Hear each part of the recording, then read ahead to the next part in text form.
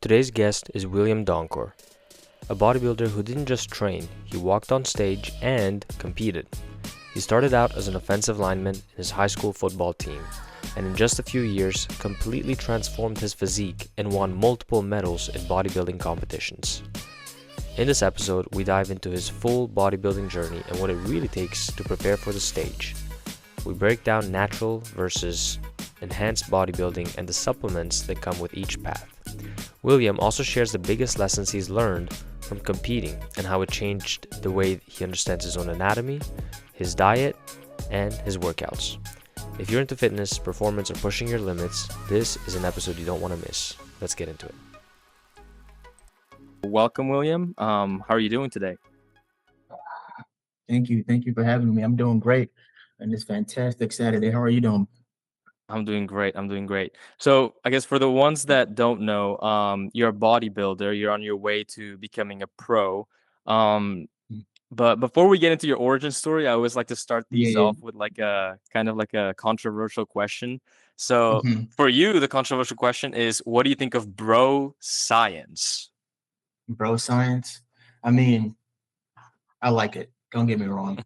I mean, I'm not with science-based, like heavily science-based lifting. I still like to go to the gym and throw around heavy weights when I feel like it.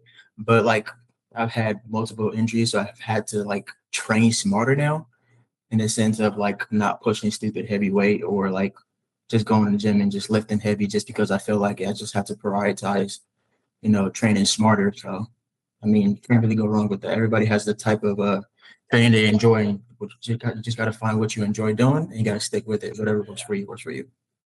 Right. So actually, I just came back from the gym and I had one other interview earlier today.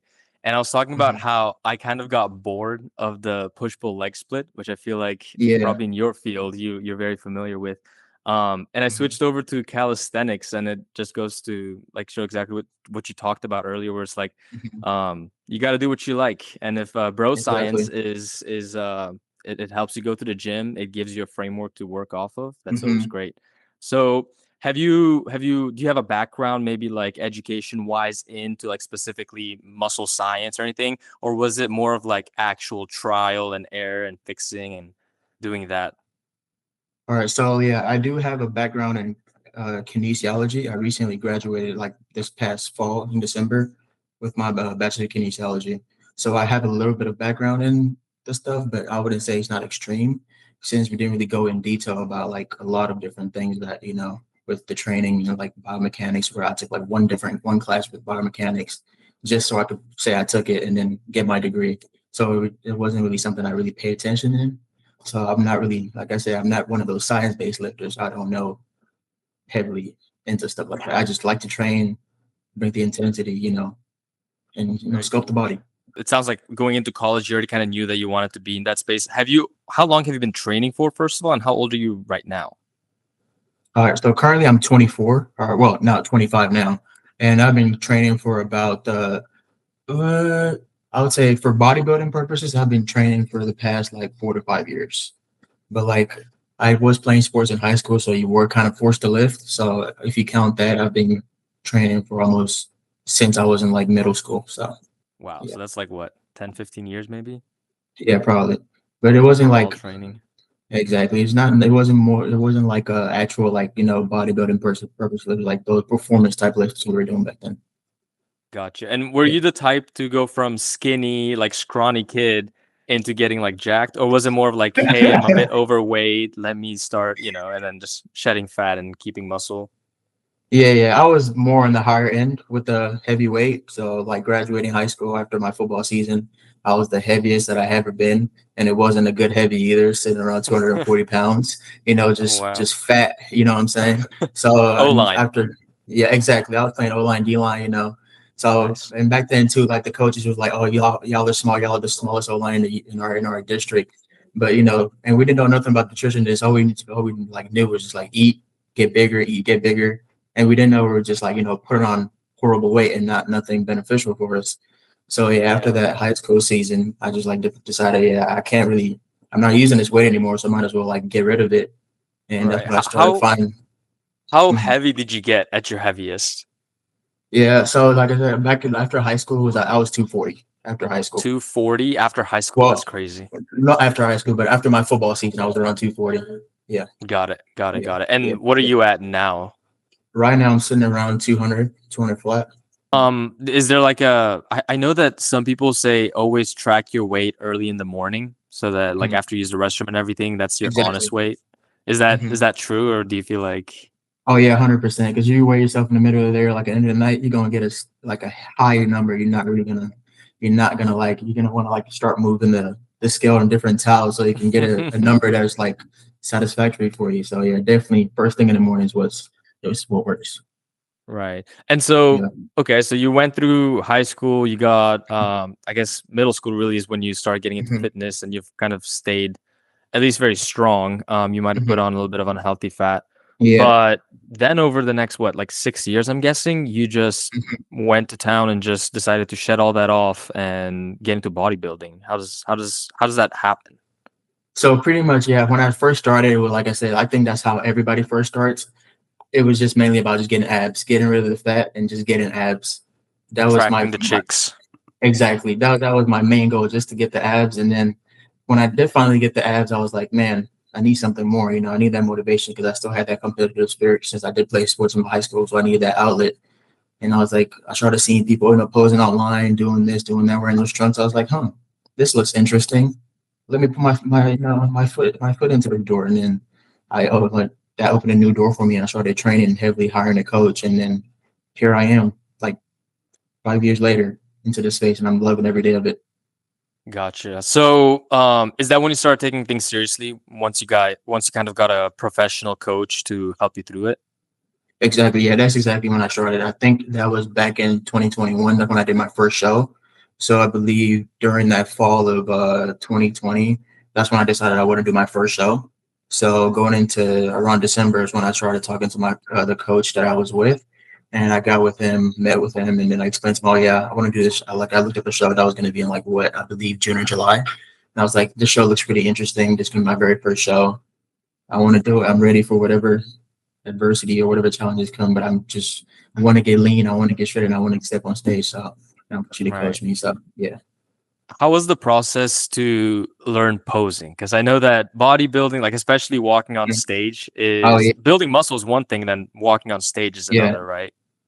Oh yeah, 100%. So like it's an art form in itself. And like myself during the time I really loved the art form. I was watching like professional Olympians. I was watching everybody on YouTube, different people, just trying to gather their poses, their flow, and then make something of my own. And then through that I fell in love with the art of posing, and I was just like it was something that you can like when you're on the stage and the music is flowing, you just create your own masterpiece, and it's just something I really fell in love with. Posing is something Yeah. that's just unique. Yeah. Right. I feel like it's basically choreography, right? Like you Mhm, really have exactly. to get technical, and you need to have your sequence down. One thing that I was surprised by when I first started learning about bodybuilding shows Mhm. was, and don't get me wrong, I have no intentions of doing bodybuilding. It looks like one of the hardest things to do, especially like right Yeah, before the show, right? exactly. But I remember when I first learned about that you could actually have your own sequence and it's not something Mhm. that everyone has to do the same one. I was like, oh, there's more to this than just who has the most muscles, right? Exactly. Yeah. Yeah. Yeah. So Okay. was your coach, did you have a separate coach for posing, or was it just for No, like fitness? he was an all-in-one coach. So he did my training, he did my nutrition, he did my posing. He came all in one. So I was really grateful for that. I didn't have to outsource the posing. So he helped me 100% my whole way, my whole Gotcha. journey. And how was that first show? Did you win? What happened to it? I would say my first show was definitely a learning experience. So when I got up on that stage, I definitely learned there's levels to this, because like, you're in the gym, you're lean, you're thinking, oh man, I got this. I can wrap this up. I got this. I look huge. Then you step on that show, you step on that stage, and then you're like, damn, they are huge. You know what I'm saying? So it was definitely like a learning experience. And then from now, it's like, from then on, this has been about just getting bigger, getting more muscles. Because after every show I do, they're like, yeah, you have the structure, you have the shape. It's just all about getting more muscle. So Right. And yeah. talking about having the structure and having the shape, I feel like social media for the last like decade Mhm. or two has sold the idea that anyone can just go to the gym and look like a bodybuilder in like 6 months or a year. I'm assuming you don't believe that, but like, how do you think about genetics and how impactful is that actually? Because again, on social media, they say anyone can do this, but I feel like different people are primed for different kinds of fitness, right? Like some people are great at Mhm. calisthenics, maybe their legs weigh a little bit Exactly. less, so they have better balance. And then others just, squat for a year and they got like boulder legs and Yeah, I wish that was me. I wish I had that problem because I feel like my legs are like the hardest part of my body to grow, and it doesn't really help that like I have constant knee injury. So it's been it's been like a huge battle in my knees, but we keep pushing on trying to build these tree trunks. But and I would say as for the genetic part, genetics do definitely play a huge factor in this because whenever do get in the space of bodybuilding, you want a super tiny waist, you want huge cap delts, you want like full shoulders, like insane muscle bellies, you want a big chest, so you big back, you want everything to be just flow perfectly, you want perfect symmetry. And if you're not somebody that has that, you have a blocky waist, you're not gonna look good on stage because judges typically, even though you might have the most muscle, just whatever looks aesthetically pleasing to the eye is what most of the judges will go with. I know sometimes in shows it does swing a certain way that they'll give it to the mass monsters, like in certain Olympians and stuff like that. But like you just have to look and it's pretty. If you don't look right. pretty, it doesn't look good. You know what I'm saying? So yeah. Gotcha. How many different like shows are out there? I mean, everyone knows Mr. Olympia, but like, is Mhm. there that many like amateur shows? Does it cost money to get in? And how do you even Okay. sign Yeah. up for one? So yeah, there's a bunch of different shows out there. Even like this weekend, there's a natural show going on where like you have to be tested. Only natural athletes compete in that show, so you have to be tested and then pass the polygraph and like whatever drug test they give you in order to compete. And like I said, there's a show almost every couple shows almost every month, and then you just look it up depending on what division you want to compete in or like what organization you want to compete in. You go on. So like typically, I compete in the NPC. It's the non-drug tested show, but I'm still natural, but I compete in it because like that's typically the road to you want to take if you want to make it compete with the big dogs and make it to Olympia. But now they're starting to like expand, and there's more natural shows that still provide you with a chance of like getting your actual IPB pro card, and the sport of bodybuilding has been going a lot lately. So that's something I'm definitely great for. So yeah, there's definitely a lot of shows. Yeah. Interesting. Yeah, no, I think when it comes to like steroids versus natural, like when Mhm. you're natural, you can only hit a certain like physique, right? Exactly. Yeah. Unless you're like a genetic freak. But I feel like for Yeah. most people, the natural stuff does have a limit. And that's not to say that's not a great achievement, right? Like if you work your ass off and all of a sudden you have this amazing natural physique, Mhm. that's great. But if you do want to go pro, I'm assuming getting enhanced is kind of the key there, right? Oh, for And sure. also consistency, because yeah, sorry. Yeah, for sure. I mean, it is the key, but like I said, now that there are more natural shows going, there is a chance for like actual natural bodybuilders to be able to compete with those that are like enhanced and still Gotcha. get their pro card because there's a natural division going on that gives you a chance to actually earn your IPP pro card. So it's definitely not a Okay. possibility for people. Yeah. And what is like the biggest natural show, like the Mr. Olympia equivalent of just like tested natural? It would be the Ben Wieters natural. That's the Okay, show. That's the biggest one. That's the biggest show. gotcha. You got into bodybuilding. Do you feel like diet is more important or is exercise more important? I know this is a tough question, It's but really not. It's really not 100%. It's nutrition is going to be the key to it because I'm sure you've heard a lot of people say you cannot outtrain a bad diet, and that is true.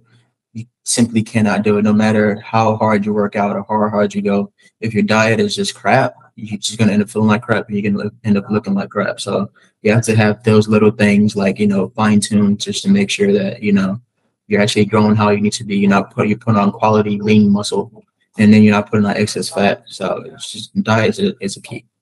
right. But I feel like for bodybuilding, there's also, or at least this might be my misconception. Mhm. I've heard that like if you do a lot of cardio, you end up actually sacrificing some muscle mass. Is that real? Is that a myth?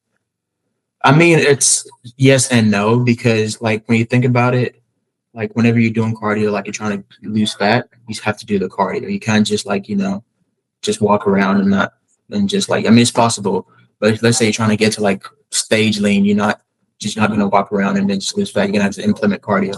And whenever the cardio does come in, you do lose a little bit of muscle, but it's not a huge amount.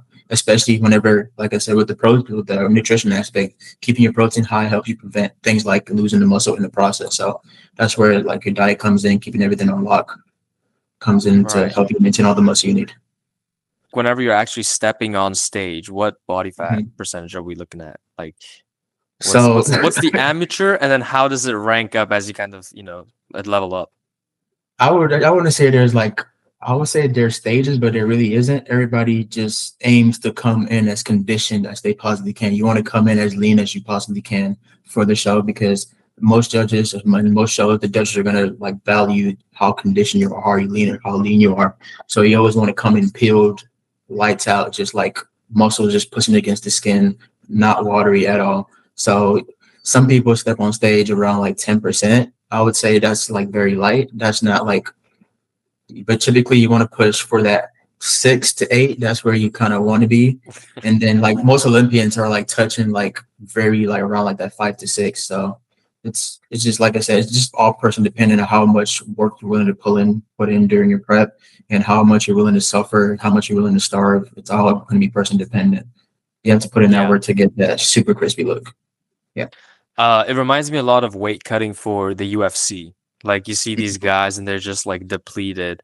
But granted, they're like they have a weight goal that they need to hit. Mhm. But it sounds like for bodybuilding, it's more like it depends on your body, I'm guessing, right? Because do you do like DEXA scans to get your body fat? Uh, I have not done one in a while, so I have no idea what my none of my numbers are. It's been a while since I did it, but I have been hearing about it recently a lot. A lot of people have been jumping on the wave. Gotcha. And you said numbers. So can you explain a little bit how does body fat become multiple numbers? Like I thought it was just one number, right? You're 6% or I you're mean, 10%. yeah. So I'm saying when I'm saying that, like they still account for like your body fat. They account for the amount of muscle you actually have. So there's like a ratio where I'm not really like, I don't know have as much knowledge about it, but they account for your bone density. They account for your fat mass. They account for like your actual like body percent. They account for a bunch of different things. So when you go get those, they don't just give you your what you call it. They don't just give Your you body fat. your body fat. You still get a bunch of different numbers to just determine how optimally healthy you are. So there's a bunch of Interesting. different numbers involved. Yeah. Yeah, I've also never done a DEXA scan, but Mhm. from the friends that like I have a few friends that have, Mhm. and they were telling me how like different parts of your body have different body fats, which I was like, I thought it was evenly That's spread. very true. Yeah, It's not. so It's very it's true. not. That's why that's why like whenever you are like trying to get lean, most of your some parts of your body will look leaner than others will. And myself personally, whenever I do start getting lean, my back is always like the first part to get like the leanest, and then like my lower abs, and that's like very true for most men. Like your stomach region and lower stomach region is usually going to be the last place to go, because that's where your body typically pulls fat from at the later age stages. So. Gotcha. And what about for girls? Like, do they also kind of have the same priority there? Like, is it back first and then lower Like abdomens being last? I mean, everybody's going to be like, it's going to be like key differences. So everybody's going to be different, especially even with the men, everybody's going to be different and everybody's not going to be the same. Not everybody's genetics is the same. Some people can get relatively lean super easily. And some people, they have to get like super down in their calories and have to be doing hours and hours in cardio. And like, they're still fighting, time to just get lean before the show. So it's just all going to be genetics and like person dependent. Yeah. Interesting. Yeah, no, I think like what I've heard is like for girls, fat in their legs, so like Mhm. glutes, all that stuff is the last to go. And I feel like they're lucky because, it's like it's okay to have fat legs. But for guys, it's like, you end up looking like you have a beer belly if you put on too much fat. So, Exactly. Yeah. Yeah. I would oh. definitely don't want that. That's why I keep training 24/7, keep doing cardio, but that beer belly, I don't What want that. what pro what program do you follow? What template, what workout template are you using? Honestly, right now at the moment, I've kind of been doing a little bit of like that push pull legs.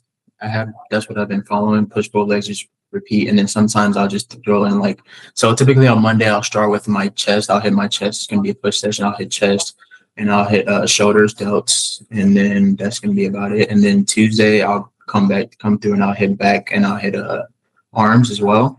and then Wednesday or Thursday, typically one of those is gonna be a rest day for me. But one of those days I'll either hit like quads, and I come back following through on that Friday to hit what you call it, shoulders, secondary chest movement, and then secondary arms as well.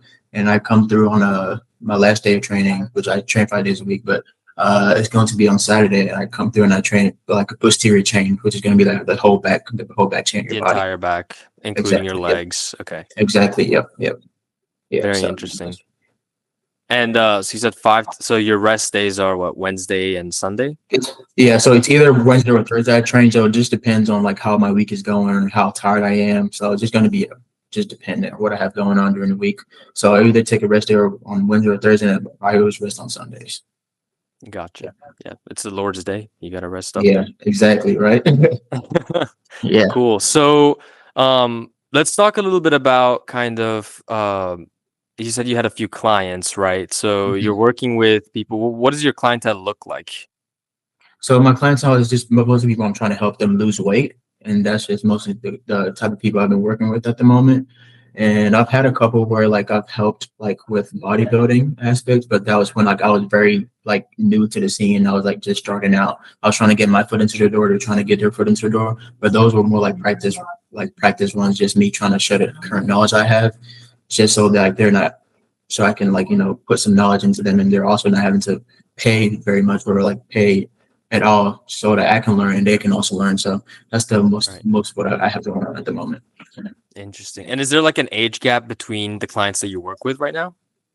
Not really. I think all of them are around my age.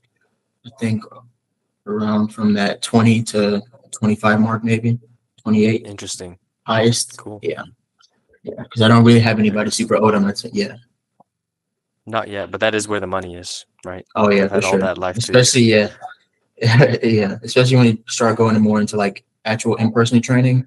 That's a whole different ballgame. I don't really like that side of like things. Don't actually like going in person to the gym and training people. That's not really something I like doing. So I mostly Gotcha. like to do like online training part. So we talked a little bit about the bodybuilding. We talked a little bit about genetics and your Mhm. clients. When is your next show, and what are you preparing for now? This coming year, and I want to maybe do a show this coming late next year or like early 2027. So I'm not too sure what the future holds, and I'm just like excited to see what comes up next. So I just have to stay Very tuned and interesting. see. Yeah. Yeah, maybe we'll have you back in a few, maybe like 6, 7 months and see where you're at. You're very young right now. You're 24 years old. You have a degree. You have a background. Is bodybuilding something that can be a reliable source of income, or do you have to rely on also just having clients and helping people that way to make a living? I'm asking because I feel like part of the audience might actually already Mhm. have a physique and they might want to Mhm. pursue that, and they already have the passion, right? And I feel like that might Mhm. work well for them. I would say yes and no, depending on how you pursue it. So bodybuilding it doesn't really, it's not something that's going to bring you a lot of money. You end up putting more money into it than it gives you, unless you end up getting like huge brand deals or getting huge sponsors. You're not going to be making anything out of it. You end up putting more money into like buying meal preps, buying like supplements, buying everything, paying for coaching. You end up putting even like gym membership. You end up putting so much money into it, and you get very little out of it, especially at the amateur level. Even for the shows, you have to pay. I think for every show that you do, it's around 125 bucks or 125, 150 bucks just for the division you do.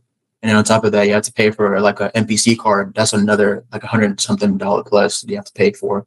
Oh And then wow. depending on how many divisions you do during the show, each division costs money. So I think every show I've done, I've put at least, including the NPC card, I've paid at least almost $600 just to do like multiple divisions and just compete. And then if you want to like media, you also have to pay for the pictures and stuff. So you definitely put a lot into it, and it doesn't really pay Yep. you a lot back unless like if brand deals, like I said, and unless you have like multiple sponsors or like a big way. A lot of people make money in this space now, especially like huge influencers, is like doing coaching, and that's another thing. You have to have a lot of following in order to get these brand deals. In order to like build a following, in order to get a lot of clientele, you have to have a huge social presence.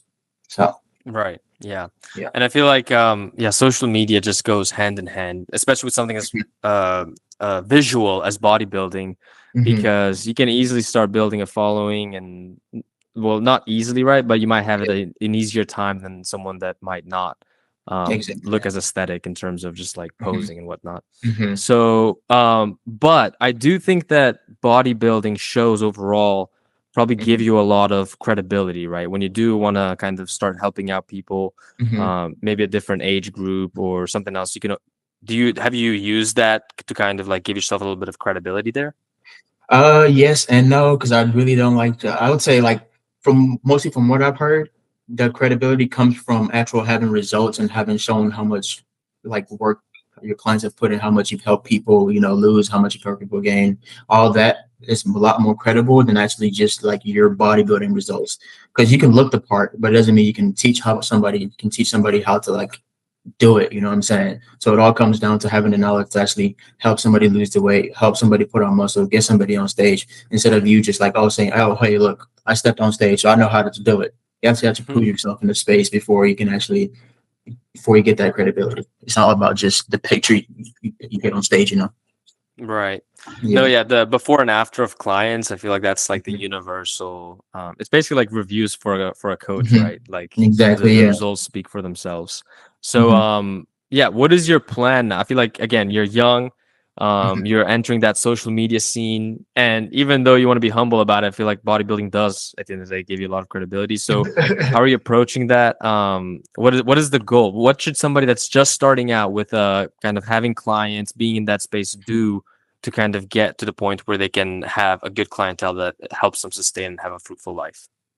I would say do something that helps you differentiate yourself. I feel like the fitness market has become so much satiated right now. There's so many people that's pushing fitness and trying to like be coaches that it's extremely oversaturated. So if you're doing things in terms of content or anything, you have to do something that sets yourself apart. You can't just do the regular, oh, come with me to the gym or get ready with me or just like filming workout videos.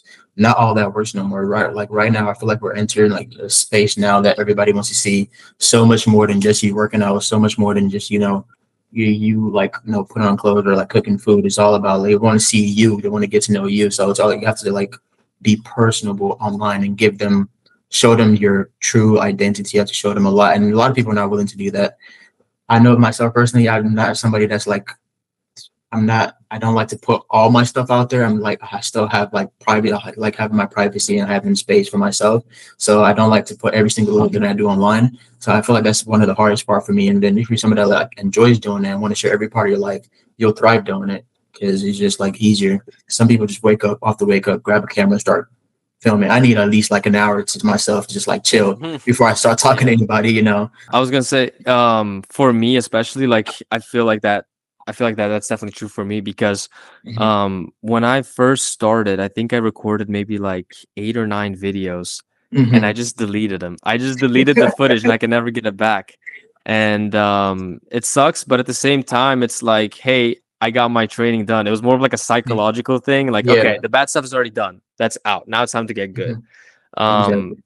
yeah, but I also agree that you don't want to, well, one thing is if you do put yourself out there, you do want to stay true to who you are, I guess. That's like what Exactly. a lot Yeah. of what I've been reading has been saying. And Hmm. like you said, personal brands nowadays, that's kind of the most important asset that you can have, right? Because I Hmm. don't know if you've listened to the Founders podcast, but it's a faceless podcast. And the guy, the author or the host, he's read like 400 or 500 different biographies. And he realized also that, hey, AI is going to get to the point where it can read way more biographies than I can. It can create Yeah. the content, the scripts, everything that he already does. And so he now started, I think as of November, early November this month, he started kind of putting out a podcast with his face on it. So I feel Hmm. like Yeah. a lot of, and again, that's, I feel like a very untapped niche just because people don't have the courage to put themselves out there. So Hmm. Exactly. yeah, I would yeah. say like even going back to it, like what you like recording and everything. I feel like when I first started in the fitness space and first got my foot in the door, like getting into bodybuilding, I was a lot more like I was so much more willing to like record and post videos and do all this. But like honestly, after a while, it just felt like it's such a chore, and I didn't want to do it because like especially when like the numbers are not speaking for the amount of work you're putting. You can go in the gym, spend hours in the gym working out, trying to record all this content, come home, edit, post the videos, and especially if they're not doing how they wanted them to do, it's just extremely depressing, and then it's not something you want to carry out. It's extremely demotivating. It's not motivating at all, and so I feel like that's something that helped made me take a step back from actually like creating content and like posting more online because I used to post like close to almost every single day when I first started, but now it's just like I'm just go to the gym, go work Yeah, out, and then come home, eat right, my right. food.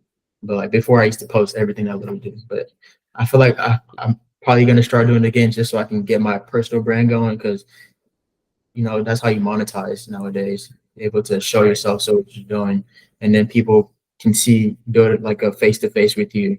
That's how you get make monetize off these things. So something I got to start Yeah. doing again. Yeah, exactly. And I think another thing for me is like if your environment is set up right, you want to almost record. Like we had to like set Yeah, all of this stuff up, and now I'm like, I need to use it because I put in a whole day trying exactly. to, you know. And I feel Yeah. like one equivalent that I guess fitness people can do, if anyone out there is watching and trying to get back in, Mhm. is go to the gym with a buddy. Like as much as it sucks, I hate working Yeah. out with Yeah. people. But if you go in with a buddy and they have the camera, it changes the dynamic, I feel like. Because now all of Oh a yeah. sudden you don't have Yeah. to worry about lighting.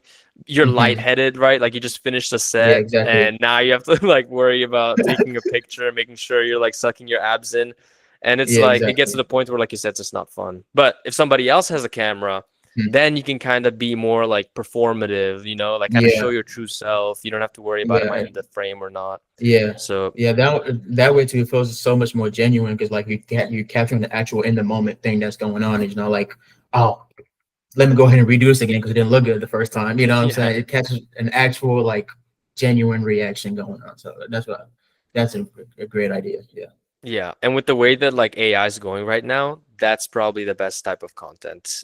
Because AI can, it can replicate a lot of these kind of fake posts, right? Hmm. That have been like basically the AI will have trained on creating images that, the people in the Hmm. early tens maybe were Yeah. posting. And now it's like, have you heard of Sam Sulek? Oh yeah, yeah. The big bodybuilder Yeah, dude. Yeah, yeah, I've heard of he's like his him. videos are like not edited at there's like no special sound effects, there's no Yeah, boom, like none of that. yeah. It's all I've just heard. like not fancy, I yeah. try to watch a couple of his videos. I could not do it for the life of me. I'm somebody like whenever I'm working, when I'm like, especially like in my like time when I'm on prep or like I'm doing cardio, I like to like watch YouTube to help me get through it. But if you put on the wrong video, it makes the cardio feel so much longer. And I try to watch him one time. I'm sitting there, I'm like, bro, it feels like Do I'm on here for something. an hour. Exactly. He's just sitting there talking. But like Yeah. some people like that. But for me, I like a little bit more action. I like people to like just not that I'm not into the type of content he has, so it's not really something I follow very much. Yeah, and I think like one thing that at least for me it was a limiting belief for the longest time. It was Mhm. like, oh, just because I wouldn't watch, like in my head, I would think like, oh, Mhm. just because I am not interested in this content, nobody else Mhm. ever will. Yeah, But then you exactly. look at things like there's this like show, it's called like Love Island, Hmm. and Amazing. everyone watches it, and I'm like, why is how is this like number one trending on Twitter right now? You're right. But Exactly.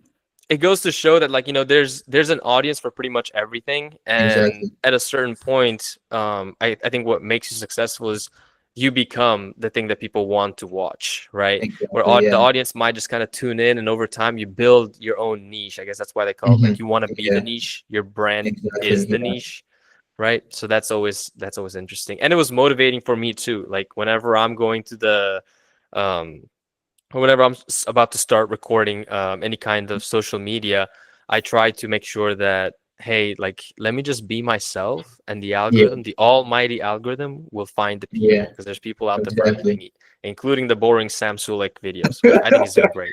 But I agree. I've Yeah. only watched like two of his videos, and then I'm like, okay, this Yeah. is too much, too slow. Yeah. Yeah. Don't get me wrong. He's a huge inspiration and everything, but these videos just bore me to death. I Yeah, can't and do it. he's getting really big. Like I Oh, he's saw getting him. huge. Yeah, and that last cut that he had before he had to step on stage was Oh, like stage. Yeah. Yeah, it was Insane. crazy. It was like, oh my God, this guy's like gonna be the next Arnold. Oh yeah, and So I believe he just signed with Gymshark now. So I believe a couple months ago he signed with Gymshark. So he's doing his thing. I'll say. yeah, I think I did see a video of Sam Sulek, Mhm. C-Bum, and It there's like was the David aesthetic. Lade. Yes, Yeah, it was yeah, David yeah, Lade. David Yeah, Lade. yeah, Yeah, yeah. yeah. Yeah. Yeah, yeah. The pretty Even boy. that, yeah, even that video I tried to watch during cardio, I had to turn it off, even though it had all two of them in it. For some Yeah. reason, just watching, trying to watch Sam Sulek, it was just like, I can't do it, bro. I'm sorry. Yeah, And like I I mean have Sam somebody to, Sulek, yeah, yeah, Sam Sulek, yeah, his content is one way, right? And then you have yeah, C-Bum, and he's very like yeah, stoic. Like he doesn't talk much, he yeah, doesn't crack exactly. jokes, he's just like doing his thing. And then Mhm. David Lade is just quiet because he's all Exactly, about yeah. like posting, you know, on Hmm. like, he's all about posting photos, and that's kind of Exactly, how yeah. he blew up, I guess, is he was one of the Mhm. first people that was chasing that like Aesthetic, yeah, aesthetically. Ziz, yeah. Is his name Ziz? Yeah, Ziz? Ziz, just throw up the Ziz. Yeah, yeah, yeah, that thing. Yeah, Yeah, yeah. yeah, yeah, Interesting. yeah, Yeah, rip. But yeah, very interesting.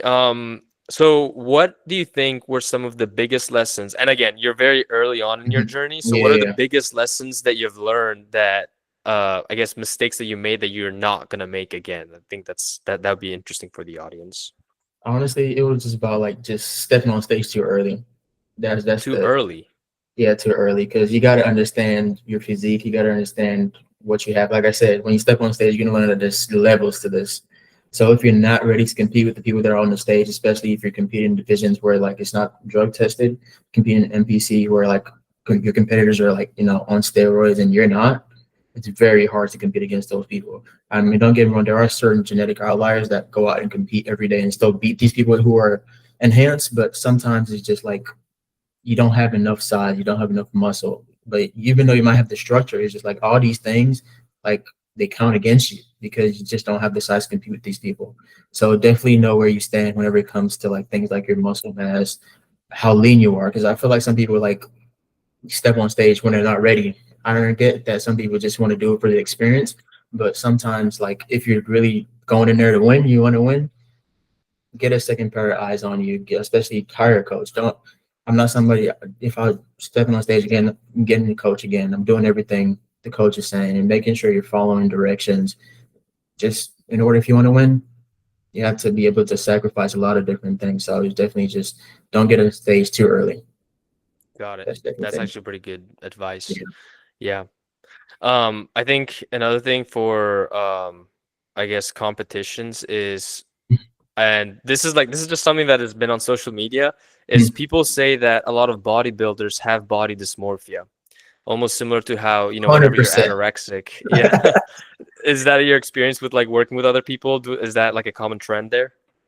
I would say even myself, I wake up every day, like from the morning to like night, the amount of different emotions you go through is different because you look up in the morning and you like, oh, I look actually lean right now. I look sick. You see different lines. Then you start getting meals in you. You're like, oh, what the hell is going on? And you like start getting all watery and start getting bloated. You start hate yourself. Then you go to the gym, you get a stupid pump. You look in the mirror and you're like, oh my goodness, what is going on? I look huge. You get back home, look Yeah. in the mirror, what's going on? You know what I'm saying? So it's like it's so many different emotions that goes on with it, and body like dysmorphia is a huge part of it. So I would say sometimes Yeah. you just got to take it with a grain of salt. Right. Yeah. And I think, and to some people, I feel like that even helps them, right? Because if you Hmm. are like obsessed with the way that you look, and granted, this is Hmm. only for Hmm. people that want to step on stage and take it seriously. I feel like for most Hmm. people, if you're wondering like why do my lats not spread to my, you know, elbow or whatever, that's like Exactly. nobody Yeah. cares. Yeah.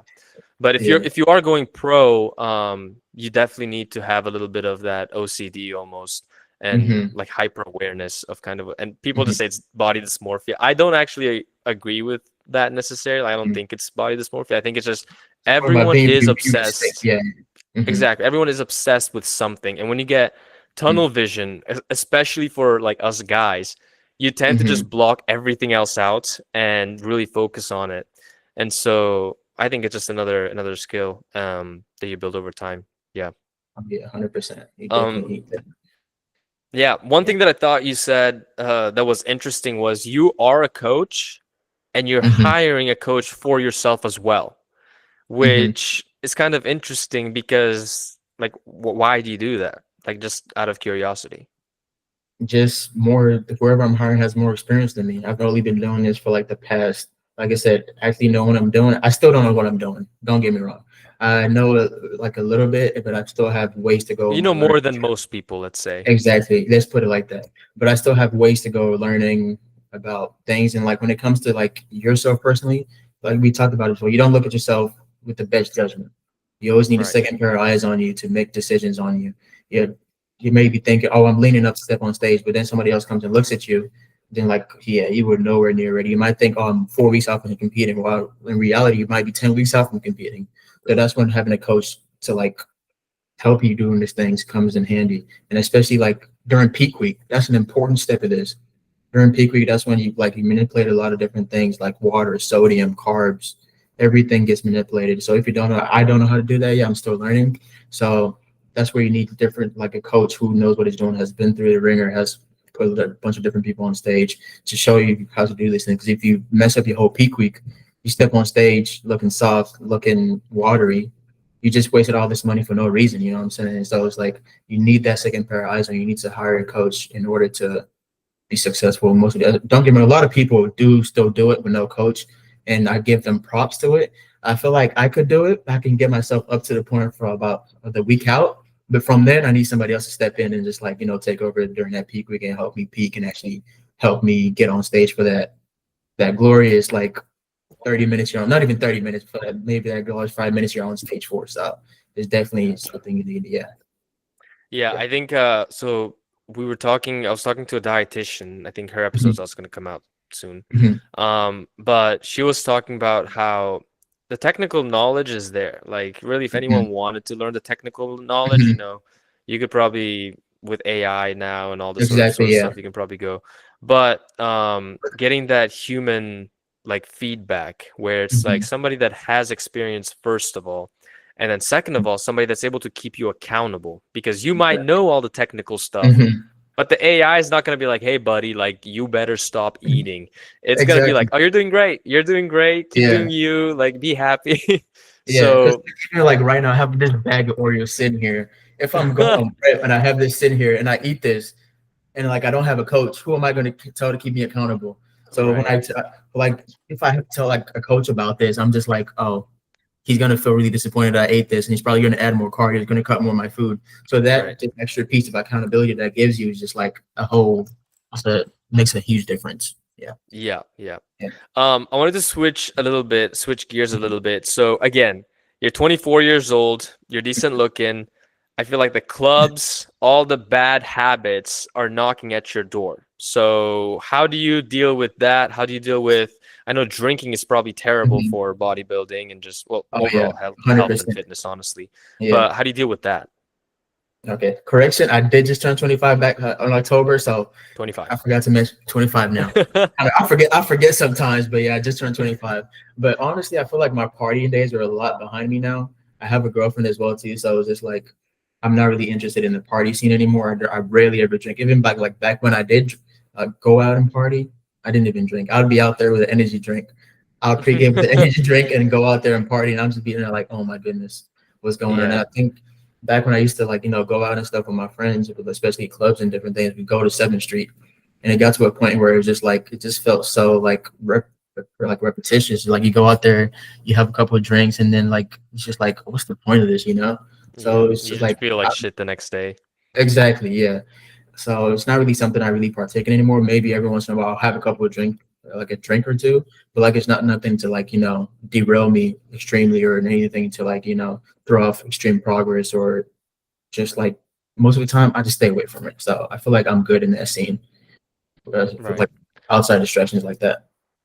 There was a story, I think I might have heard this on Joe Rogan, but he was basically saying how Floyd Mayweather, he would Mhm. go out to the club, he would not drink, he would just have his little water bottle, and then he Yeah, would run back to the hotel. And that was like, this man just doesn't stop. Like, I guess you can yeah, have fun and also, if yeah. you want to take it to the extreme, run back and stay Mhm, healthy. mhm. Exactly. So, Yeah.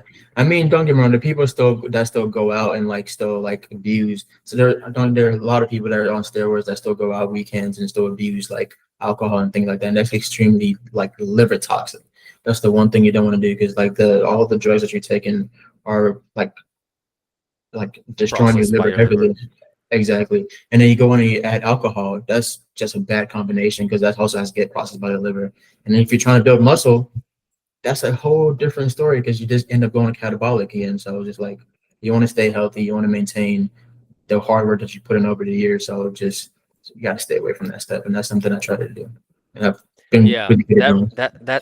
that Yeah. makes me think of like the countertop medicine, like some of the stuff. I don't Mhm. know if Advil gets processed by your Mhm. kidney, and I'm not like a doctor or anything, so Yeah, yeah. I don't know what I'm talking about here, but they say like don't take Advil or whatever and drink at the same time because it'll Oh just yeah, like, yeah, that's very destroy true. your liver. And it's the same thing, I guess, if you do choose to go to that on that route where you are Mhm. wanting to be enhanced Mhm. and you're going out and drinking, you might not feel for the first 2 3 years, and then all of a sudden, Exactly.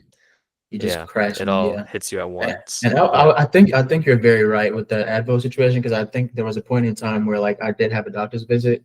I told my doctor I was having like extremely bad like knee and elbow pain. He was like, "Yeah, I take a couple Advils with a couple Tylenols." You know, he didn't really specify an amount, so like I was just like downing them, you know, left and right. So I think the next time I went for my blood work get done, and then I hop in, I get my blood work done. You're like, "Oh my goodness, why is your liver enzyme so elevated?" And I'm like, Yeah. oh, I just did what you told me to do. So it's like I've been taking Yeah. like 6 Advils a day. So like, Six. yeah, Yeah, no, and there's a lot of interesting stuff happening with Advil right now. They're like, I don't know if, again, if it's Advil or something, but they're like saying it I think it's causes a whole bunch Tylenol. of Yeah, a yeah, Tylenol. Yeah, yeah. I mean, Tylenol. Yeah, I've been seeing those. yeah, That's, they're all kind of in bed together trying to like give out yeah, different kinds of, exactly. Yeah, forever diseases, especially for pregnant yeah, women. Like I've seen some hmm stories that it's like, yeah, yeah, I took a few Tylenol or whatever, and then my kid came out this way, which is yeah. sad, I've been seeing It's nothing those. to laugh about, but I mean, it's not, but like the way like TikTok portrays things now makes things extremely entertaining. So like, even though you feel like you're not supposed to be laughing, it's just so funny yeah, that you no, can't help but laugh. You know what I'm saying? So right, it's right. can't really get away from it. Yeah. So have you heard anything about like peptides or anything like that? I have the GLP-1s, Ozempic. I've heard some mixed things. I know that they work. That's the big Mhm, thing. But I feel like with most things, unless you're trying to take it to the extreme level and be in the top mhm, 1 2%, there's other ways of naturally dealing with your mhm. body instead of like forcing these.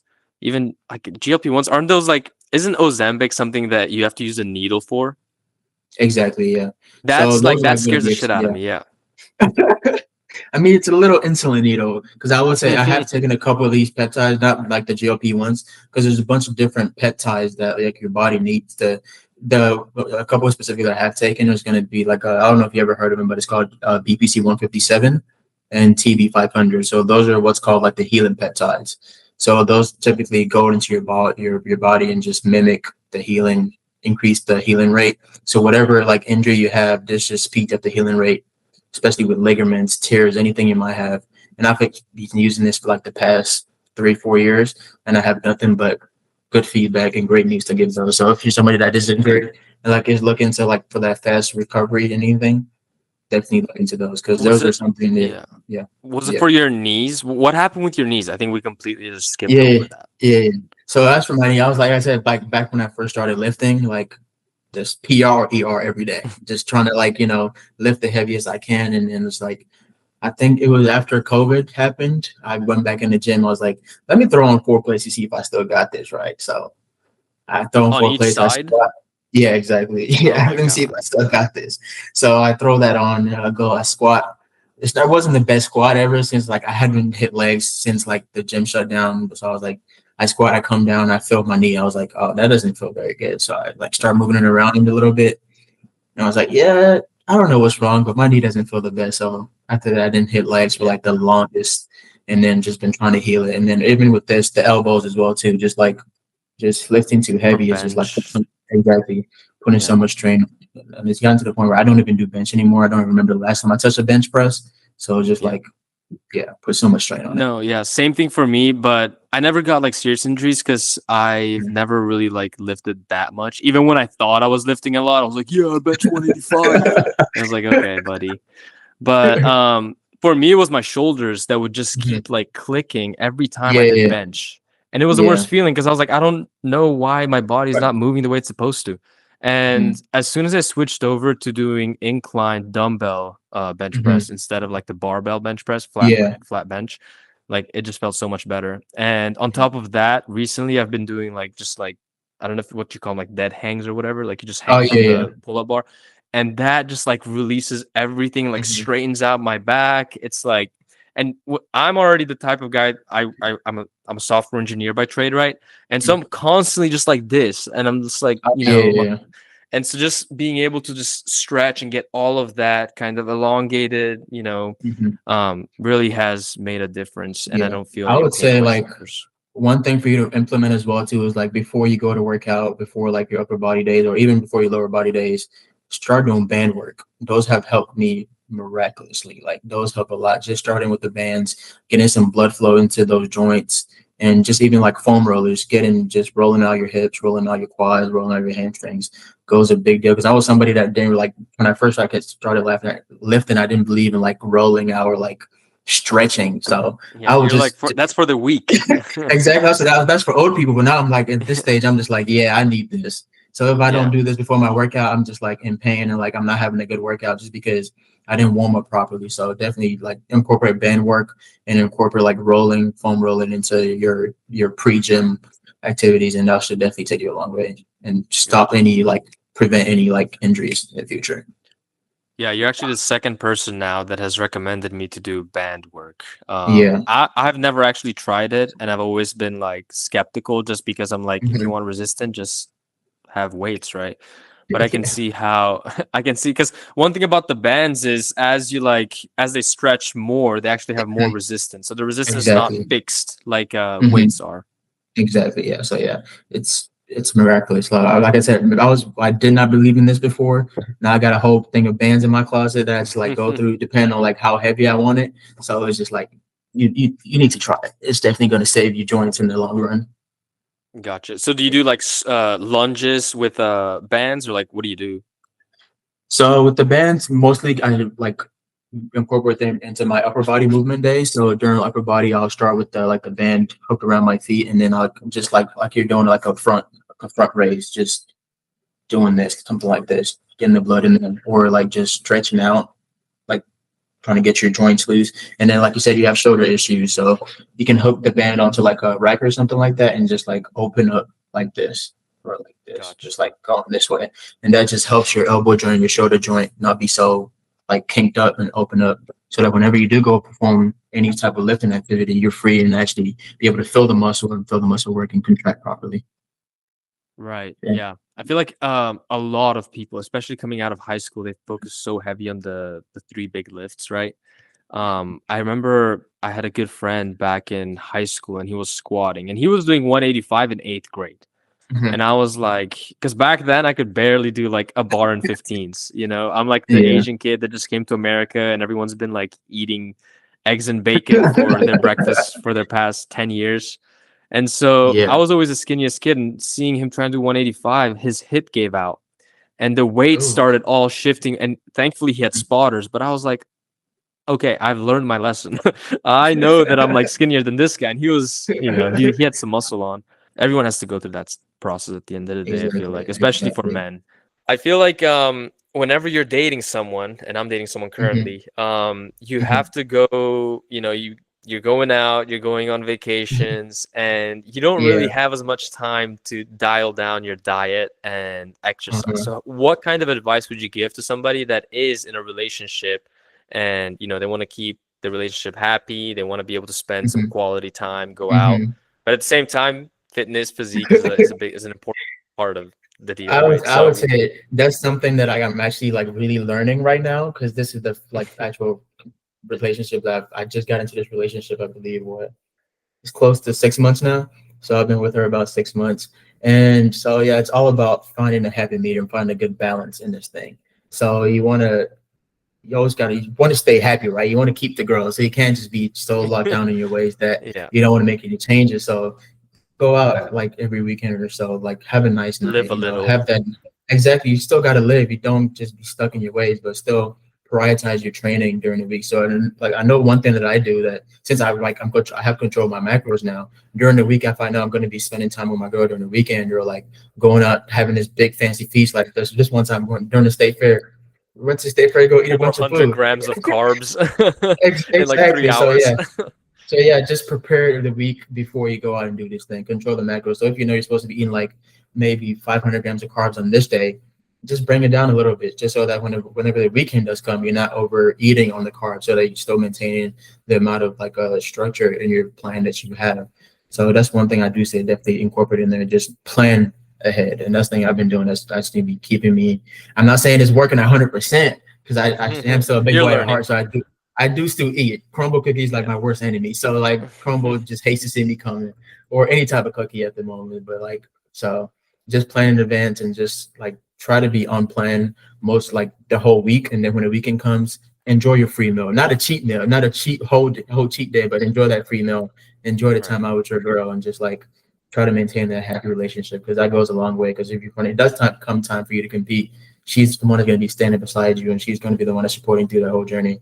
And when it comes to bodybuilding and everything, having a huge support staff with you is going to be make or break you.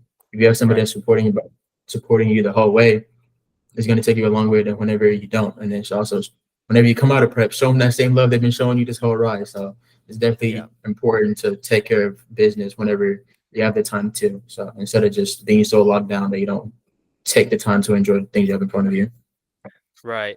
And I guess one thing that we actually didn't touch on was Hmm. during that peak week, Hmm. psychologically speaking, Hmm. how does that, because I can't imagine, going on not drinking as much, completely changing the way that you live your life for a whole week, Yeah. and not having the option to even take like a cheat day, Hmm. like until Yeah. the day where you're walking on stage, Yeah. it's Yeah. like you got to be locked in. Yeah, yeah. I would say peak week, like for a lot of people, it could be hell, or it could just be like easy. So it depends on how your prep has went. For some people, they just coast into peak week because they've been perfect the whole way. So all they really have to worry about is just like the water manipulation.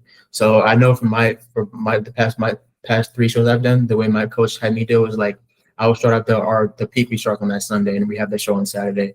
So I'll start off on that Sunday drinking 2 gallons of water, 2 gallons, which is a lot. I don't know how I drink it, but I guess when you're In one starving. morning or what? No, throughout the whole day. Throughout the Okay, whole day. that's still a Yeah, lot. I can barely get a gallon in. yeah, yeah. So throughout the whole day, you're drinking like around 2 gallons of water, and then as the week goes on, it just slowly gets tapered, so your body's just flushing that water out. And then typically, also your carbs are non-existent. You're virtually eating any carbs. Remember, this was just one time I was eating like 90 grams of carbs a day. Wow. That's not very much. And then That's just all you have like to sustain, a yeah, banana and like a pancake. exactly, exactly. That's very little to sustain you. So you just have to that's why the water comes in. I guess the water keeps you full during that time. And as the week goes on, things get slowly tapered. And I believe like the day before the show, the 2 days before the show, that's when like every coach has a different philosophy of how they do things. So some people will start feeding you, especially if you're like under your weight cap. Some coaches will start feeding you into the show. And if you're above weight cap, you're gonna be starving to the day of the show, or to the day that you weigh in. You know what I'm saying? Because like they're still depending on, there are still weight caps for different divisions. So if you're pushing that weight cap, you cannot eat until you go and do your weigh in, and they take your number. So as for me, I didn't have enough muscle. I still don't. I'm still well under my weight cap. So I get fed into the show. I believe that Thursday is when we start feeding slowly, and then you just see your body slowly come into life, because you've Yeah. been flat as a pancake like this whole time. You don't see a single vein. You go work out, you don't feel anything. You're just going through the motions at that point, because you're just like, oh, I'm dead. I have no carbs in me. I have no energy. All I've been Yeah. drinking is water. I'm peeing every 30 minutes. So it's just like, it's a lot. So yeah, but whenever you start getting that food, it's just like the weirdest combination starts starting to get to you. I don't know if you ever had this, but rice and ground beef and peanut butter, Wait, golden, bro. what? Rice, ground beef, and peanut butter? Yes, bro. I'm telling you, it Okay. doesn't sound good, but like when you're peak week and you're like they're feeding you this stuff, bro, best thing It ever. works. Okay. That's It's so such a weird delicious. flavor profile. It You is, got but like it's so peanut in good, there, bro. sweet. I'm Okay. telling you, it's so good. So like, yeah, you just start getting feed, and like, thankfully for mine, like throughout my whole like process doing like what you call it during the prep, I was still getting like a cheat meal every like weekend, or like every like what you call it, or every 2 weeks or so. So like my body was still used to it. So when it comes down to compete, or the night before the show, I'm still able to take this thing in because we've been introducing it this whole way through the prep. That whenever we introduce it again, it's not going to cause any stomach discomfort. But if you're somebody who hasn't been eating any burgers or having any cheat meals during the whole prep, that's not something you want to introduce during that peak week because it could cause a lot of discomfort, especially if you've not been eating any cheese, you haven't been eating any greasy food, and you go ahead and throw something like this, your whole microbiome has changed. So it could cause a lot of issues. Your stomach can become distended. You can end up getting watery or bloated. So it's a different thing. But for me, I was lucky since I was getting those things before. So the night before, I think I had six Yeah. meals during that day, and then the last meal was a burger and fries from Five Guys. I tell you, that Nice. thing was Shout out to delicious, Five bro. Guys. Yeah, I Five Guys, bet. Five Guys Was for it like real. right after the show? No, this was the night before the show, so we were Oh, still oh feeding. wow. So yeah. So I So think I he had was like feeding six you. meals. Yeah, six Yeah. meals, and then the night before the show, I had my burger. I woke up the next morning, went and got pancakes from IHOP. Delicious pancakes and That eggs. makes Delicious. you're Yeah. making bodybuilding sound like a breeze. Maybe I should get It into it. it trust me, it doesn't. You got to suffer to earn these things. Like I said, if you're somebody who's been Right. like eating these things throughout the whole show, then it kind of works because you got to, like I said, that's when having a coach learn your body comes in handy because my body was able to handle this stuff without messing up all the progress I had had up to this point. So yeah, it's not a breeze, but it could be fun if you tap approach with the right mentality. So And it's if you definitely a do challenge. have Yeah, if you have a coach that's like actually Hmm. looking out for you and knows kind of, again, the Exactly. Yeah. technicals behind it. But Yeah. what did you tell yourself like when you did have to go work out with no carbs in your body? Like that sounds just like a great way to hate the gym. I mean, it does, yes and no, because like you still gotta have the love for body, but you still gotta have the love for training. I think that's something that like I really understood. Even today, I got that a lot during my workout because like I haven't worked out like in the past 3 days because I've like I said I've been dealing with a little bit of injuries now. My elbows just started flaring up again, so I haven't like worked out in the past 3 days. And I went in the gym to train. I hit back, and during the workout, like when it started, like before going, I didn't even want to go. If I'm being honest, I didn't even want to go, but I got there, started going through the motion, but I started lifting. I'm like, wow, I actually feel great. This is a good workout. I started feeling the blood getting in my muscles. I'm like, oh my goodness, why do I have to take this for granted? It's just something you got to be grateful for. I love training. You might not look like in the moment when you're at home, but when you get to the gym, you start moving. It's just something that just becomes natural. Even though you might not be getting the biggest pump or you don't have any food in you, you feel terrible. That's what I'm something I always like to say. You might feel terrible, but you look great. You look PO, you look shredded. So it's just something, just looking in the mirror and just seeing like all the hard work we put in, just feeling, seeing the different veins and seeing the different muscles, different cuts and everything, just makes it all worth it. So it's just something that's the positive to always look out for. Yeah, and I talked to a Taekwondo studio owner, Hmm. and Hmm. his whole thing was like, like Taekwondo is a very physical art. At the end of it, it's a Hmm. martial art, but the benefits really come in to your day-to-day life because it Hmm. builds like mental fortitude, it builds Hmm. confidence, which like if you have Hmm. confidence, you can get anywhere. You can just like Exactly. talk to people and things just start happening all of a sudden. And so, yeah, when you were saying like you get to look at yourself in the mirror and you realize that hard work at the end of the day, Hmm. like always gets accounted for, right? Exactly. Like Yeah. you're gonna get Yeah. something for it. And Hmm. have you seen that, like kind of that confidence that you've gotten expand beyond just the gym? Oh yeah, 100%. So like even like the one thing that people say whenever you do lose weight is like people start looking at you differently. That's 100% true. Like back when I was like fat, huge, I feel like I wasn't always like willing to do stuff or go out or like just talk to people. But like I feel like as I started putting on muscle, getting in the gym, lifting, it's been a huge confidence boost for me. Like back when I was in after like high school and everything, when I was first getting into it, I was still like I was extremely shy. I will say that I was extremely shy. I hated talking to people. But now it's just been like a natural process for me because I've been able to feel that confidence. And just I feel like in this generation, that's a lot of something that a lot of people like. And then we're seeing a lot of kids go into the gym now and they're trying to find their confidence and be able to, you know, build their confidence and also be able to interact with people a lot better now. So I would say Yeah. something that's worked a lot for me.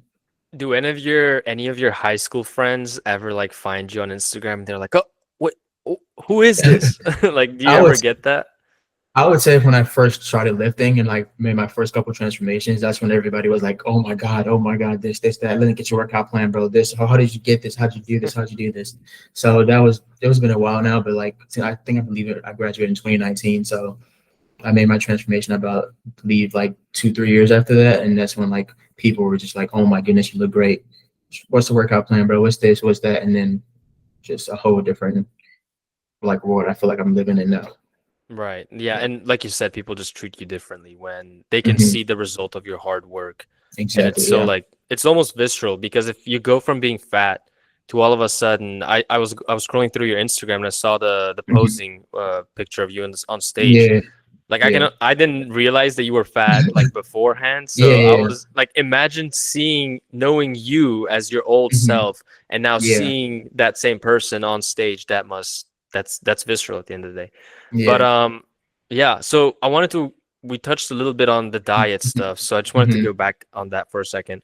Hmm. I just talked to Nikki. She's a dietitian, and Okay. she kind of trains with all sorts of people. So or Hmm. coaches. Guides. I don't know the proper Hmm. terminology Yeah. for Yeah. dietitians, but Yeah. she works with people that are young, old, athletic, like they like to sit down a lot. So all sorts of people. And one of the things that she had mentioned was for the vast majority of people, you don't need to be hitting the 200 grams of protein. You don't Hmm. have to kind of go crazy at it. That's only reserved for that like top 5% of people that are being serious, or maybe if you're like just Hmm. graduating college, you're a guy, you're Yeah. trying to look good or whatever. Yeah. So now I actually get to talk to somebody that's in that top 5%. So Hmm. what do your split look like? Both like when you're training normally just to maintain what you have Hmm. and not get back to the fat version of yourself, but Hmm. that like specifically how much protein, how much carbs, how much fat, and what does that look like in terms of calories? Okay. So at the moment, I'm just maintaining what I got right now. I came off the cut during the summer. So right now my maintenance calories is sitting around on like I do what's called like a like carb cycling or just like yo-yo diet. So I eat during like I believe 5 days during the week, I eat 350 grams of carbs, 70 grams of fat, and I believe 250 grams of protein. And then 2 days during the week, which are my low days. So I typically take those on like Sunday or Saturday. And I have those days I have 250 grams of carbs or 280, something like that. And then my fats and like protein still stay the same at that 70 grams mark and at that, what you call it, at that 250-gram mark. So that's where my Okay, calories are at. Yeah. So typically, whenever, yeah, if I'm trying to lose more weight, all you got to manipulate are the carbs. The carbs are gonna be the most thing. Carbs and fats typically what you manipulate in those stages. And then protein wise, typically if you're in a process where you're not trying to, you want to maintain all the muscle you have, you typically want to aim at that higher rate, that higher range, and go. I think what's recommended is about zero point 0.8 grams or zero point 0.8 grams to about 1.6 grams depending on what you're trying to do. I think the lower spectrum of that is just meant for just regular people, or I believe people about 0.6 of that, just for just the regular general population who are just like just trying to maintain their muscle mass and maintain what they have going and not trying to significantly build any muscle or keep training, have like huge training intensity or anything. So about I think mine is sitting around about 1.2 or 1.3 grams of protein per day I'm eating per pound of body weight. interesting. So yeah. Right. Yeah, I think something that a lot of people don't understand is that protein is you do need a base amount of protein just so Hmm. that you can Yeah, grow your hair, your skin, your nails, exactly. whatever, Yeah, everything. But if you're not doing any resistance training and you're not triggering that muscle synthesis, your exactly. body is just getting stressed. Like your Exactly. kidneys, your liver, your intestines, especially that's what she was saying is your intestines will really Hmm. suffer if you don't actually have a need for those extra Yeah, grams of protein. Yeah. exactly. Yeah, I found that extremely true. I so like most of the time, whenever my protein was a lot higher at the beginning stages. I believe when I was on prep, it was close to 300 grams of protein. But since I came down, I haven't done prep in like 2 years. But since I stopped prep and I lowered my protein down to like that 250 mark, and it's not even all days I hit that 250. Some days I'm closer to 220, 200. 230. Yeah, Oh, exactly. It just wow. depends on how my stomach is close to how my stomach is feeling that day. So if I like wake up late and I cannot pound all this food in, I'm not gonna force it in because overall you still want your body to feel good. You still want to feel good and be able to perform. And if you have a bunch of calories in you and your stomach is not digesting it properly, your microbiome is off, then all of that is negative. You're not able to put on quality muscle. You're not able to grow because I believe all of this starts in your gut health. The food has to be properly digested in order for your body to utilize it and go to your muscles and actually do what it's supposed to do. So the microbiome is a Right. huge part of this thing as well too. So you want to keep that and not overdo it with the protein because that can cause a lot of stomach extension. Yes, that makes sense. And as soon as you stop eating as much protein, you're still gonna have that cravings. You're gonna fill it up with carbs, which is not great. Oh, it's And not. so It's not. yeah, It's really not. um, Yeah. 250 grams of protein, I feel like is still a lot. So just to give you some context, Mm-hmm. I used to be like 140 pounds. Mm-hmm. This was maybe 2 years ago ish. Very skinny, and I'm 5'10", so I was very skinny. And then because I'm at a desk job, I all of a sudden like started eating more and just got straight up fat to Mm-hmm. 155-ish. At least what seemed like it was fat. Yeah. Because I was not used to seeing like my stomach like that. It was always like, oh, flat Yeah. stomach. I got flaps. Yeah. So, but now I climbed and I basically, I don't know if your brother told you, but I built the app to track your workout, track your diet, and I went Mm-hmm. from 155 pounds at probably like 18% body fat, 18, 19% body fat. And Mm-hmm. current and then my heaviest was 185 pounds, and that was when I was eating like an insane amount of carbs. I think my average caloric intake was 3,000, and for somebody that's Mm-hmm. like me, like I'm not going out to the gym every day. I'm probably going like 3, 4 times a week, and the rest I'm not Mm-hmm. even getting my steps in because I'm at a Yeah. sedentary job. Yeah. So I got up to 185, and then I had to go to the beach, which freaked me out. And I was like, okay, I need to cut back down. So I got down to 165, and now I'm like hovering around that 170 range, probably around Mm-hmm. like 16 average percent body fat. And it's still hard to hit my protein goal. Like my protein goal is 150 grams, and you're saying you're hitting 250. And Oh to yeah. get my 150, I have to have eggs for breakfast. Like otherwise, it Mm-hmm. just doesn't add up. Yeah. I have one protein shake in the morning. I have some kind of chicken or beef along with like some veggies. Or sometimes if I'm at work, they have salmon there, so I'll just have salmon. Mm-hmm. And then I'll end the day off with some beans and beef, and then my protein, my end of the day Mm-hmm. protein shake. Okay. And that barely gets me to like 160, 170. Granted, my portions are a lot smaller. I'm not the type of guy Mm-hmm. to like eat a lot. Mm-hmm. But how in the world are you hitting 250? Like that seems unrealistic to me at least. I think it starts off with you finding like the foods you enjoy to eat. You got to find the foods you enjoy to eat and then make it like calorically fit to your goals. So for me, like I said, eggs are a part of my diet, but with those eggs, I don't know if you're a cottage cheese fan, but I love cottage cheese. A lot of people give me Hmm. crap for that. I try to put people I on, love but it too. It's great. they're like, oh, this great. Why I put so many people on? They're like, you just made me waste my whole bowl of ground beef because I tried this recipe you posted. Because I posted something on TikTok the other like a been a while, but I posted it on there, and then some of them tried it. Was like, yeah, bro, you owe me a bowl of ground beef, or something like that. So, but like that's something I usually start my day off with. So eggs, ground beef, some turkey bacon. All of those are relatively low in fat, not very low, but like they're still healthy fats. And then get I'm that guessing you my get carb like source. 90-10 for the ground beef, or what are you getting? You're not getting the Yeah, yeah. 70-30, right? No, no, no. Oh, no. That one I'm staying with. So the ground beef, I'm typically anywhere from like 93.7 or 90 or like 95.5, something like Okay. that, or even like 90.10, one of those, that 90 range. So that's typically what I'm getting. So I'll start my eggs with the ground beef.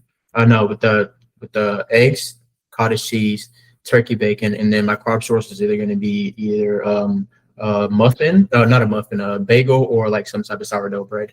I'll have that, and then my lunch, because I typically eat about 5 meals a day.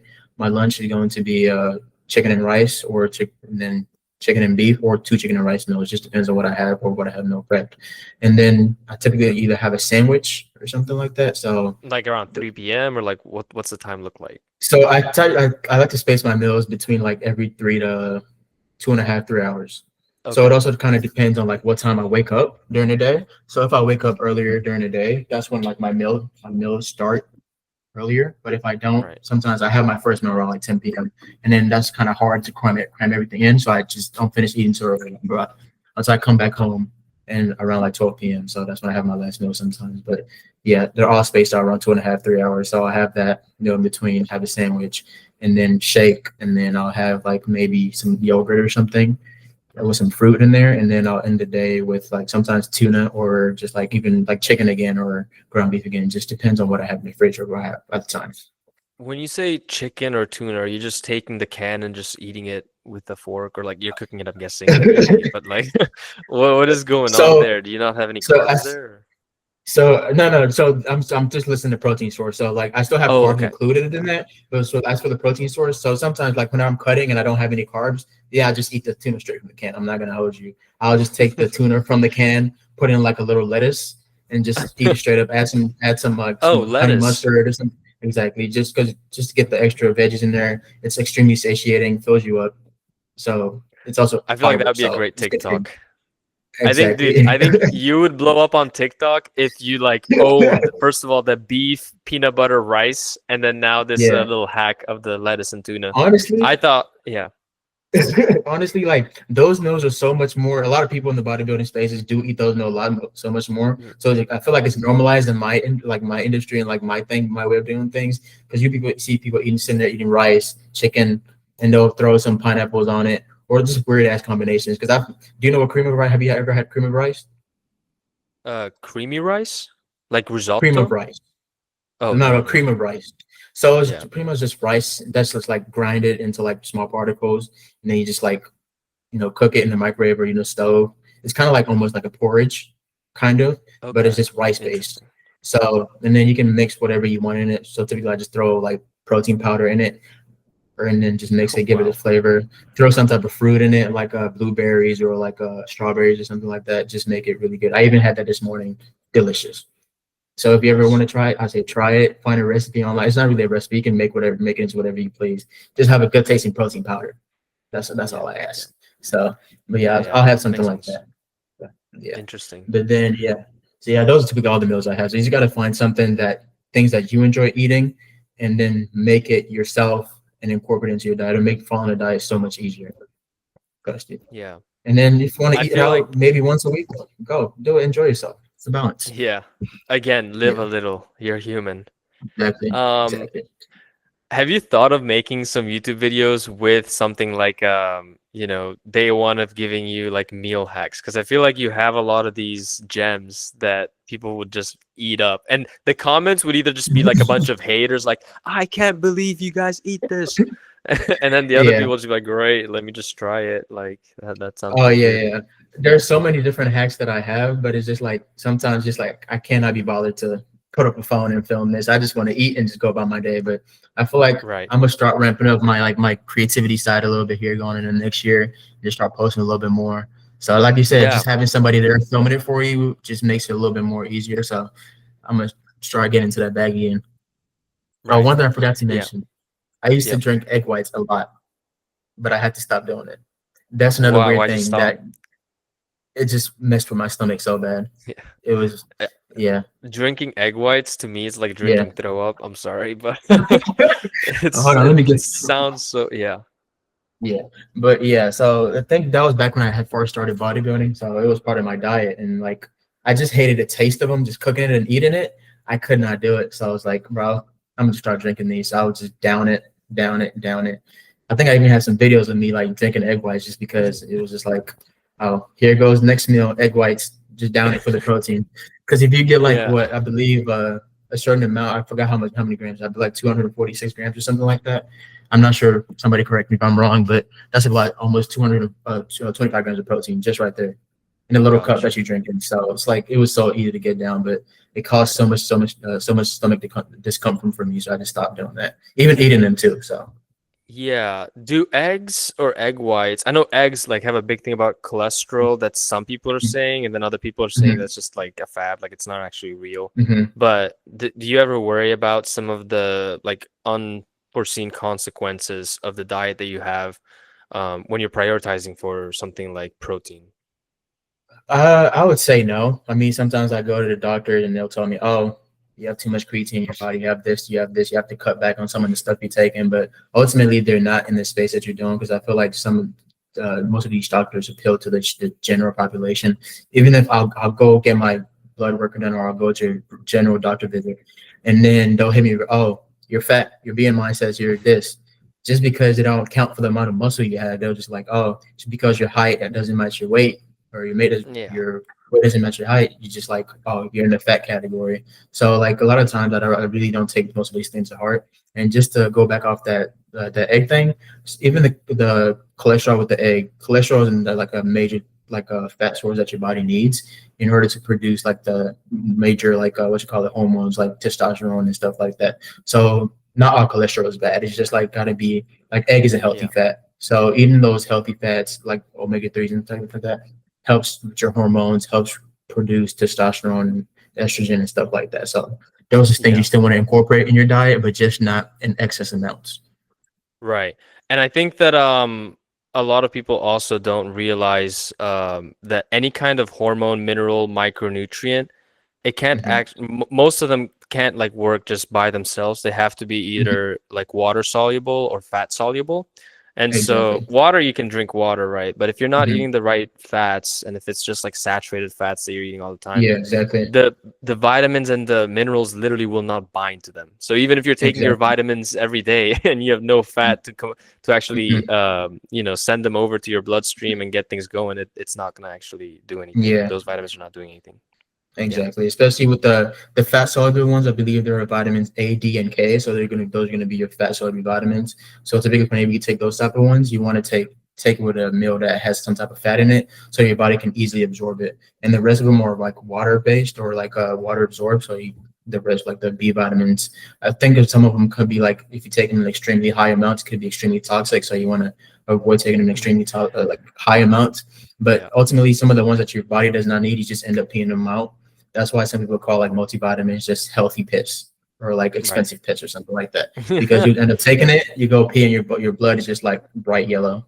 So Yeah, yeah, exactly. just gotta be careful with No, things. yeah. And when it comes to creatine, how much creatine are you taking? Because they recommend 5 grams, is it 5 grams? I took about 10 grams of that a day. Okay, 10 grams. 10 10. grams. So yeah, just double. And that, yeah. And then I take another supplement. It's called HMB. I don't know if you heard about that, I've but not. there's been research about it. It's called now I might be butchering this name. It's called hydroxymethylbutyrate or something like that. I might be butchering it, but that's what the HMB stands for.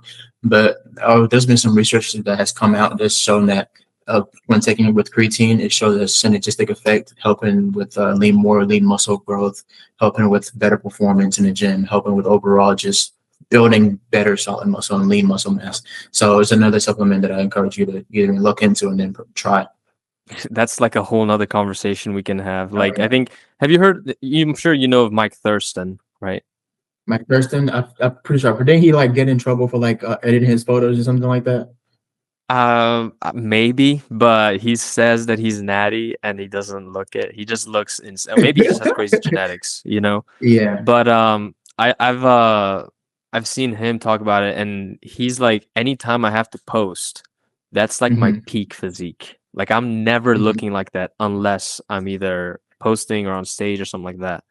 Which Oh yeah, goes to, like, 100%. and on one hand, it motivates the youth, right? Because they're like, oh, like I can get Hmm. this Greek Yeah. body physique. On the other, it creates that like real the word slipping out of my mind Hmm. body dysmorphia. That's Exactly. Yeah. that's kind of the reason why body dysmorphia is real, right? Hmm. So, Yeah. but yeah. So as we kind of get ready to close out, what do you think? What would you want to achieve before the next time you come back on the podcast? Like, what is something that we can hold you accountable for, so that next time we have you on, we can see how you've progressed? Any goals that you're working on? Anything like that? I would say next time that I do come on, I would say I would hope to be an IFBB pro by then. That's something I am Okay. still currently working for. It has taken a back burner for me, but it's something I hope to like, revamp and start training hard again. And hopefully with these injuries and most of these peptides that I'm about to start using, just like help me with the injuries, just mitigate them.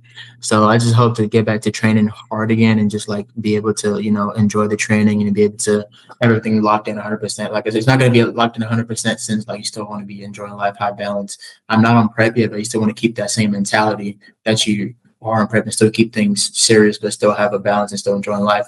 But I would like to, get ready for another show, my regional show, and then hopefully qualify for nationals and then go pro. So that's something I do Cool. hopefully.